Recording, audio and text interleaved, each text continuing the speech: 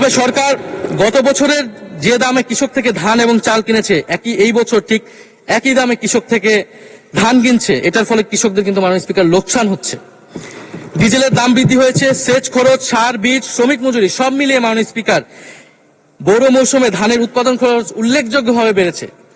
একদিকে কৃষি কার্ড দিবেন, আরেকদিকে ধানের ন্যায্য মূল্য আপনারা কৃষককে দিবেন না, এটা মাননীয় স্পিকার কোনো সমাধান বলে আমরা মনে করি না।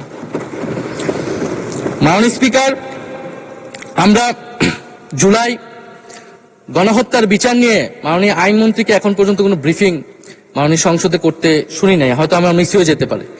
আমরা আশা করব উনি প্রতি অধিবেশনে সংসদে এবং সংসদের বাইরে আমাদের ট্রাইব্যুনালের চিফ প্রসিকিউটর আছেন, মাননীয় আইনমন্ত্রীর থেকেও আমরা জুলাই গণহত্যার বিচার প্রক্রিয়া কতটুকু আগাচ্ছে, কিভাবে আগাচ্ছে, এটা নিয়ে আমরা স্বচ্ছ বক্তব্য ওনাদের কাছ থেকে, সরকারের কাছ থেকে মাননীয় স্পিকার আশা করি।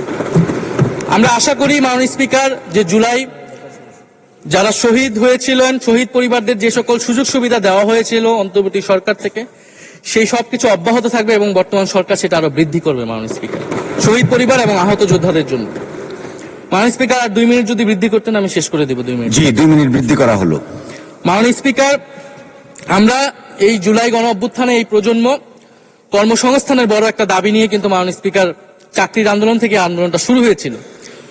ফলে আমরা আশা করব এই সরকারের সময় কর্মসংস্থানের সুরাহা হবে এবং সেটার জন্য আর্থিক খাতে দুর্নীতি বন্ধ করতে হবে, বিনিয়োগ আনতে হবে এবং চাকরিতে স্বজনপ্রীতি, দুর্নীতি এগুলা একদম বন্ধ করতে হবে মাননীয় স্পিকার, সরকারি চাকরিতে বিশেষত। মাননীয় স্পিকার, একটা বিষয় যে সরকার এখন বলে দিচ্ছে যে বিরোধী দল কিভাবে কথা বলবে, কিভাবে বিরোধিতা করবে এবং বিরোধী দলের পতনও হয়ে যাবে, এরকম কথা মাননীয় স্পিকার সংসদে আমাদের শুনতে হচ্ছে। তো বিরোধী দল তো মাননীয় স্পিকার সরকারের প্রেসক্রিপশন অনুযায়ী বিরোধিতা করবে না, সরকারের শিখিয়ে দেওয়ার প্রয়োজন নাই কিভাবে কথা বলবে, কিভাবে বিরোধিতা করবে। বিরোধী দল বিরোধিতা করবে, সমালোচনা করবে, জনগণ এটা ঠিক করবে বিরোধী দলকে কতটুকু সমর্থন দিবে কি দিবে না। এবং বিরোধী দলের রাজনীতি মাননীয় স্পিকার বিএনপি করেছে, আমরা দেখেছি, তখন ছোট ছিলাম। মাননীয় স্পিকার, আমি যখন ইন্টারমিডিয়েটে পড়ি, খালেদা জিয়া তখন গ্রেফতার হন এবং তার পরের দিন আমার বাবা রাজনৈতিক মামলায় গ্রেফতার হন। আমার মা আমাকে নিয়ে থানায়, কোর্টে এবং কারাগারে আমি আমার মায়ের সাথে ঘুরেছি মাননীয় স্পিকার। আমি জানি আমার এই অভিজ্ঞতা বাংলাদেশের লাখ লাখ মানুষের, ফ্যাসিবাদ বিরোধী আন্দোলন, রাজনৈতিক কর্মী যারা রয়েছে তাদের সকলের একই অভিজ্ঞতা মাননীয় স্পিকার। মাননীয় স্পিকার, সেই অভিজ্ঞতা থেকেই বিশ্ববিদ্যালয়ে যখন এসেছি প্রথম, মনে হয়েছে যে এই প্রজন্ম হিসেবে আমাদের একটা দায়বদ্ধতা আছে। আমার সামনে একজন স্বৈরাচার, একজন স্বৈর শাসক থাকবে, বাংলাদেশের একজন ছাত্র হিসেবে আমি এটা মেনে নিতে পারিনি মাননীয় স্পিকার প্রথম বর্ষ থেকে।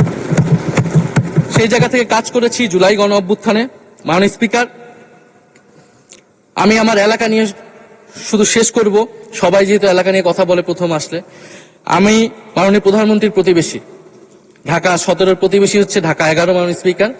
সংসদে সরকার দল এবং বিরোধী দলের যেই পরিমাণ বৈষম্য, ঢাকা 17 এবং ঢাকা 11-র একই পরিমাণ মাননীয় স্পিকার বৈষম্য।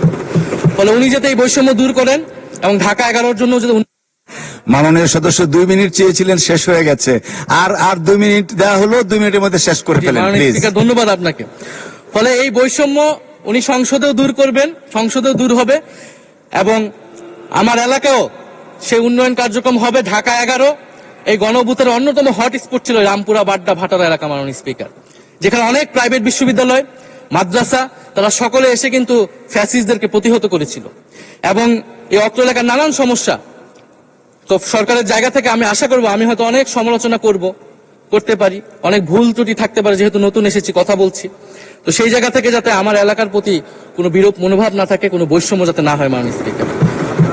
আপাতত ওনারা ওইখানকার যিনি পরাজিত প্রার্থী, তাদেরকে দিয়ে বিভিন্ন উন্নয়ন কার্যক্রম করছে প্রশাসক, এই সিটি কর্পোরেশনের প্রশাসক। তা আমার ক্রেডিটের দরকার নাই, কিন্তু উন্নয়ন হলেই মাননীয় স্পিকার চলবে। মাননীয় স্পিকার, আমি সর্বশেষ বলতে চাই, এই প্রথম অধিবেশনে বিশ্ববিদ্যালয় জীবনে